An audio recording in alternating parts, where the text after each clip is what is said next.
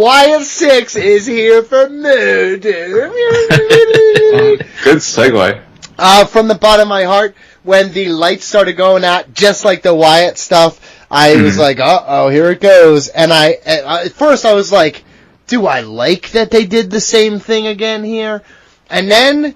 Yes. We got the door and the visual, and I said, oh, it's Lars Sullivan. We were tricked. It's Lars Sullivan. But it wasn't Lars Sullivan. It was Nick Sullivan? Yeah, because remember, he stood the light behind him. That was the door. Oh, was Lars Sullivan.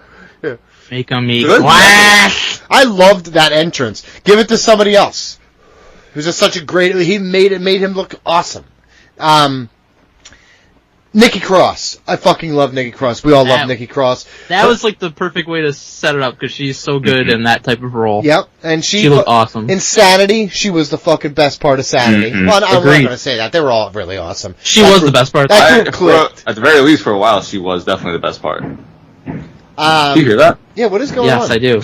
There's construction going on upstairs. Upstairs? Yeah. Holy shit. Is that what they call fucking pondering it out these days? Construction? Yeah. Hey, I was putting the fucking 2x4 and I was laying the wood, Hey.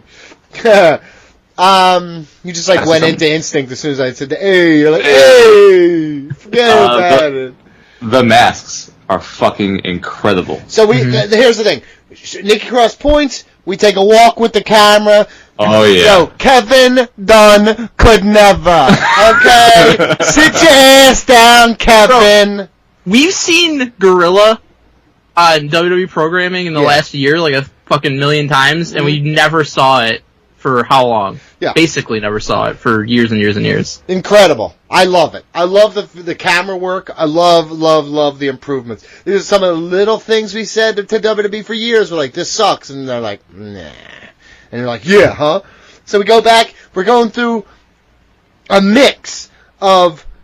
It looks like we're going through a Halloween Horror Nights on House. So this reminded me of like the backstage like spooky segment with Randy Orton and Bray Wyatt, but to the next level. But introducing people, like each room you were in had a new character. Like at a haunted house, Mike, when you walk through a haunted house, there's a room, and each scare actor is assigned to that room. So you assess the room you're in, and then you assess the monster you have to deal with. That's what a traditional haunted house does, right? Well, guess what? That's what we got. We got fucking what looked to be Big Man, Big Red. What are they going to call him now? Eric Rowan. As Rambling Rabbit. Because all of them are representing also a puppet from the Firefly Funhouse. It's a great touch. Which is, it's beautiful in a weird way. And I always say this, and this is how I view my life. A man only dies when he is forgotten. If a man can never truly die if no one forgets him. Like Elvis can't die. He's dead, but he can never die because everyone knows Elvis. James Dean. Well, fucking Bray Wyatt will always live in infamy, and this is a good way of like, here's ensuring that this continues to live on. And that's fantastic. You meet all the characters, then at the end, by the way, there's so much murder. So many dead bodies strewn about. Chad Gable looks like he literally had his head blown off. And then that other guy, he literally had his head splattered against the wall. I thought the sparks coming down from the roof at gorilla position, and it just exposed Sam Shaw on the thing. Like, come on, man, that's just amazing. It was Dexter Lumis. Who? Dexter Lumis. Yeah, Sam Shaw. So I want to say this. I saw a couple people. See, here's the thing. I'm off social media now, so I just go by headlines. And it's like, they have gone very sensational with their headlines, most of these wrestling websites, right? So, you can tell their opinion right away. And I saw several sites shitting on this concept, saying that they didn't like it, they hated how unrealistic it was. I understand. It's unrealistic for a bunch of people to show up and beat the fuck out of everybody in wrestling? Well, I mean, because it's people are like, you murder people, like, they killed them. Well, it's not actually fucking murder, but it was meant to look like that. Okay, from the bottom of my heart, suspend disbelief, you cuck. shut up taking this shit so serious. It was the same people who complained about the Randy Orton stuff, which was awesome, and now looking back, they're like, oh, I wish we had more of that kind of stuff. Well, guess what? Fucking give it to you, and you can't handle it. So what are you even talking about? So I want to say from the bottom of my heart, 10 out of 10 for a fucking debut. I cannot wait to see where we go from here, and I want this kind of shit to permeate every ounce of what they do moving forward. Please and thank you. Mike? Yeah, so, like, to your point, this is a kind of a thing, people either love it or they hate it. There's not really any in-between on this. And people that just want to have a fun time and like cool shit, they're gonna love it. But then there's those people who it's like, all they care about is, like, the booking and the matches and what's gonna happen. We haven't even gotten to that point yet. The people like Melts, they're like, oh, this is really hard to book. I don't know how they're gonna make this work. I don't fucking care about that right now. We'll see how it goes down the line. I mean, you do when it's AEW. You had the exact opposite approach to the Elite thing, though. So are you being a hypocrite? Hold on, you're really not, because I'm having a good time with it. I was 100% right about it. But hold on, what I'm saying is, the day it happened, and the first 2 weeks after tagging Tony, you were already shitting. You're not waiting for it. Are you comparing Tony Khan getting beat up, who nobody fucking cares about, to this?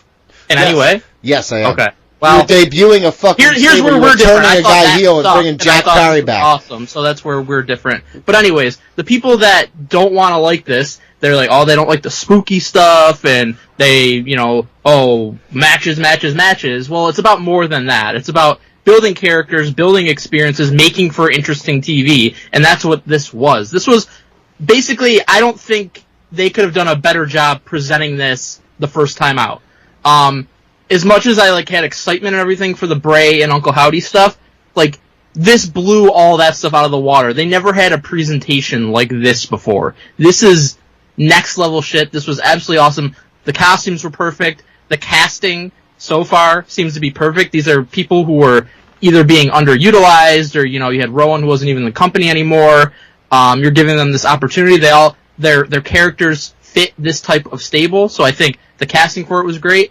And I'm looking forward to seeing where it goes. Again, could it fucking fail, and could they not know how to book this thing, and could it just not work ultimately? I would say in the past, definitely, but now with Triple H in charge, I have more hope that that's not going to happen. Yeah, but that's a good word. That's a good word. I have more faith that it would be better than if it was under the previous regime.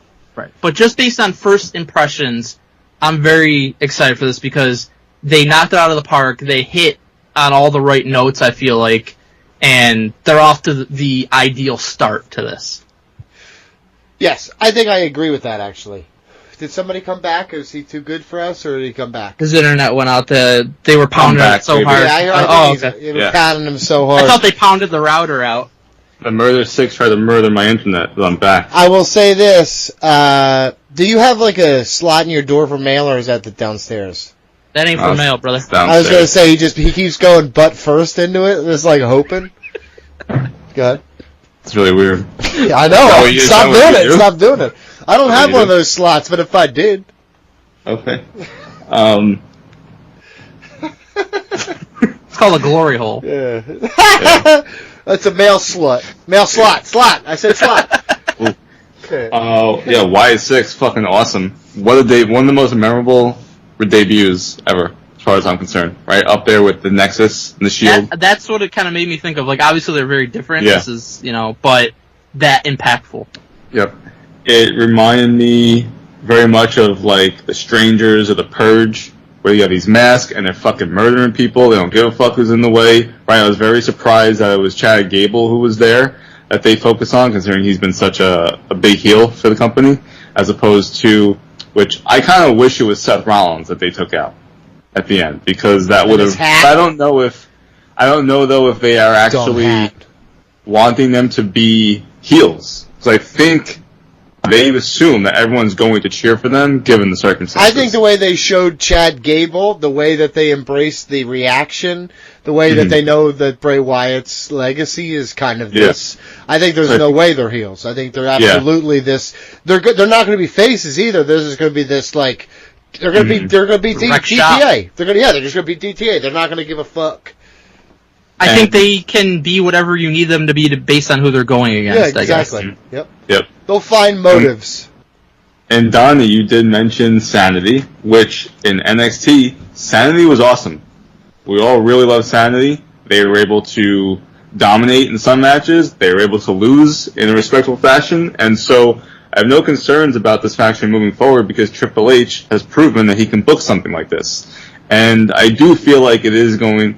The reason I mentioned like the Strangers of the Purge is like that is a little bit more realistic than something of like an Undertaker-esque supernatural, and that's what The Fiend was about. But when The Fiend did appear and had some matches, like not everything was the supernatural. And yes, he could he was such a dominant force, but listen, Bray knew how to sell. He could do things, and so I don't have a concern Great about in-ring worker, right? I never said that, but I'm not going to speak ill of the dead. So. Was a lot better than when he was Husky Harris, right? So he improved his work towards the end. The Fiend was an incredible character, and I think you just have to replicate that moving forward. And so far, after 5-minute segment, they crushed it. You had to do it. I love everything about that. I mean, Donnie, better and bloodier than the last. For sure. Right? That's fucking crazy. That more blood than they thought, even though it was completely constructed. Seriously. I mean... They did such a masterful job with that presentation to where, I mean, I would love it if they actually went on kind of a quote-unquote murdering spree this whole week or for the next month and going to NXT and going to SmackDown and not just being limited to Raw. I don't think you can tie the Wyatt Sicks down to a brand. You know? Exactly, and I want them to be where it's like you don't know when they're going to show up. So this ever-present fear that maybe there everyone's is a talking show. about. Remember Retribution? I swear to God, I didn't want to say it earlier, but this is what it should have been. But if it was like executed actually good and had, vision for what it's supposed to be. So, what do you guys foresee the trajectory of this group? I'll jump in because I want to tell you the truth, BJ. I skipped writing an article about this because I don't want to put too much of my expectations on it. I really want to watch. You watch movies. I don't watch movies very often, but when I do, I kind of want to go in, or when I watch pay-per-view, not really knowing what happened. I want to kind of like sit back and be like, oh, look how they took it. Most stories like, this is how I want to see this guy fight.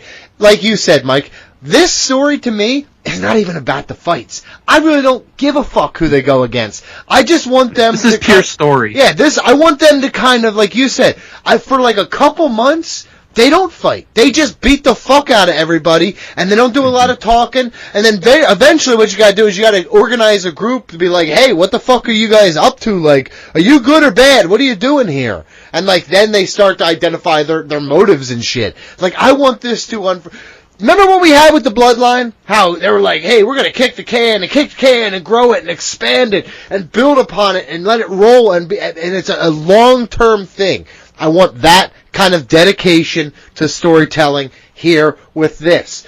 Listen, Vince is not here anymore.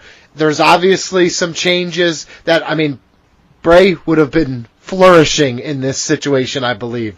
But since he's not here, let them flourish. All the same people who were involved with the writing and the creativity are probably still there, so they can participate and have a good time writing all this shit. But I, myself, will say that as it comes, I'll take it, and I'm not putting too much expectation on it in terms of who I want them to fight or go against. I kind of want them to just be...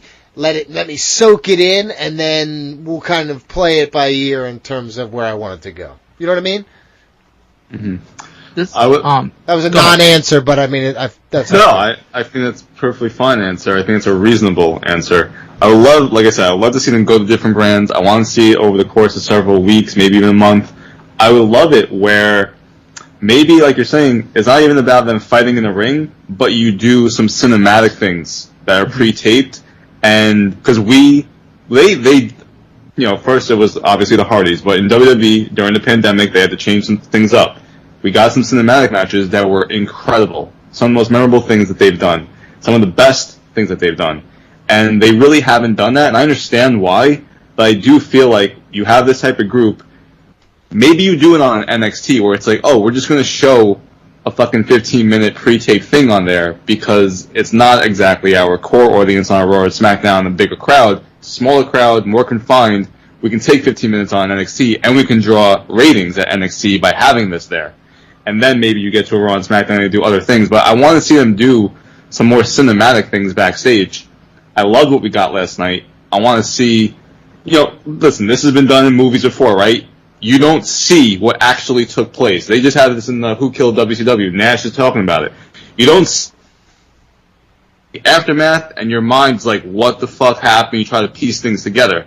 At some point next several weeks, I want to see it all unfold. I would like to see that in a cinematic way because they can control that better. Mike, to your point about cinematic, and I actually 100% agree, I'd love to see more of that. And, they did get away from it once fans were back because I think they want to deliver more stuff that's, like, in front of the fans, and I get that. But, like, I think that's going to be a perfect thing for, like, Raw once it goes to Netflix because I'm sure Netflix would like to have movie elements and that type of thing, and you could do that with these guys. And, you have a 3-hour show on Netflix. I think that you can make it work by doing a lot of that type of stuff. So I think once that happens, that would be a perfect fit for that. In terms of, like, where I want the group to go, the way I'm looking at it is, like, I would continue with this kind of chaos for a little while.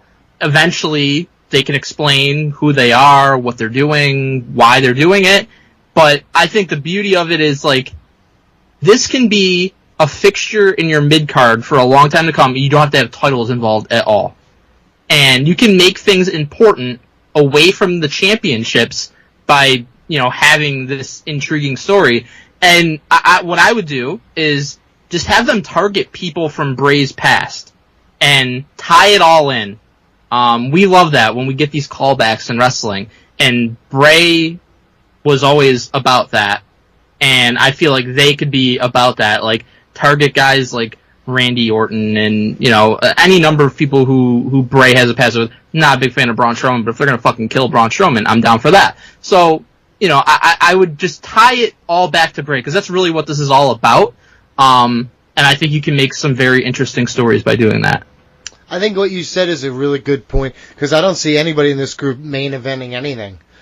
So if you're gonna just, take it for what it is, you've got a stellar mid-card act that, you could get plenty of tread on.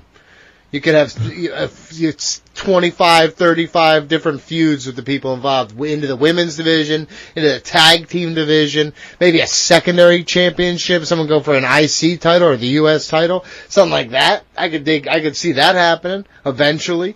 You know what I mean? But I don't see any of these guys really ever going for the world title. And I think that's for the best, because you can have, the traditional wrestling stuff going on with the world title scene, and then this is something completely different. And, as we always say, we want wrestling to be a variety show, get a little bit of everything, and this is totally different than anything, not only in WWE right now, but anywhere. Yeah, wrestling's like the mall. This is my hot topic. You let me have it. We gotta stop. I stopped at all your bullshit stores. Let me go in. We're stopping at Spencer's, too. I don't even want to hear your mouth. So, yes. Anything else? What?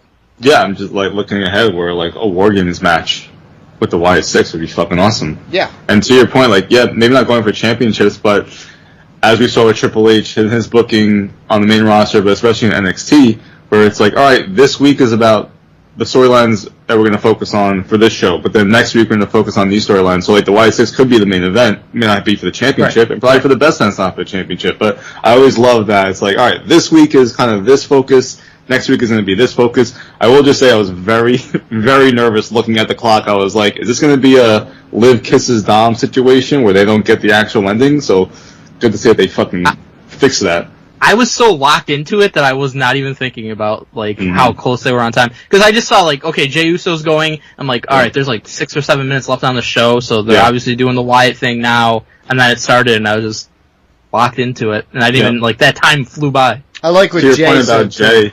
Oh, yeah, I was about to say the same thing. Go ahead.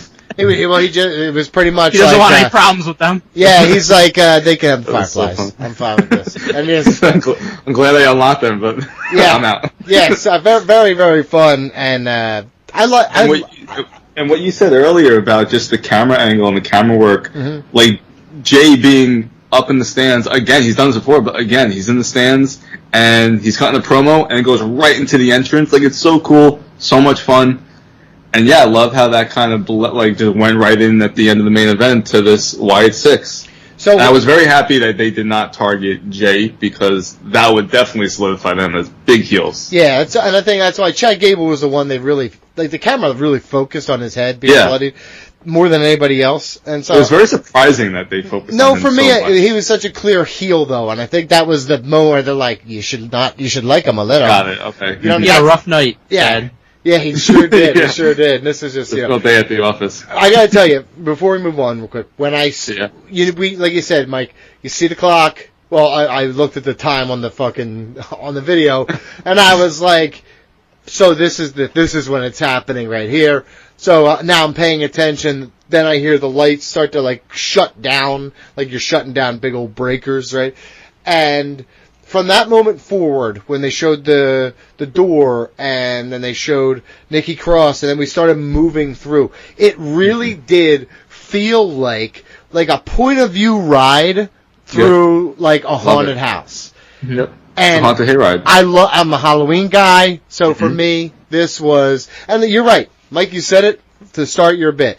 You said you're either gonna love this or you're gonna fucking hate it. There ain't no in the middle with this, because they put their whole dick and balls into it. It was full-on movie murder scene. It was like Halloween Horror Nights. Maybe not the quality to be on fucking a movie, but the best you're gonna get not being in a movie, right? So the idea for me was like, wow, this looks really good. They did a really good job. Him sitting up there, the positioning, the lighting, chef's kiss from a Halloween guy. This works. But I could see how, if you're not into that, though, you know what I mean? If you skip Halloween and go right to Thanksgiving and Christmas, then I could see how you're not into this. But that's me. I'm not a Halloween guy, but I appreciate how cool this was. Well, then that's so stupid. That's such a stupid thing for you. You could have a graveyard on your front lawn, and you don't do that? No, I'm not looking to lure children. I'm not trying to lure them. I'm trying to scare them. Oh, okay, gotcha.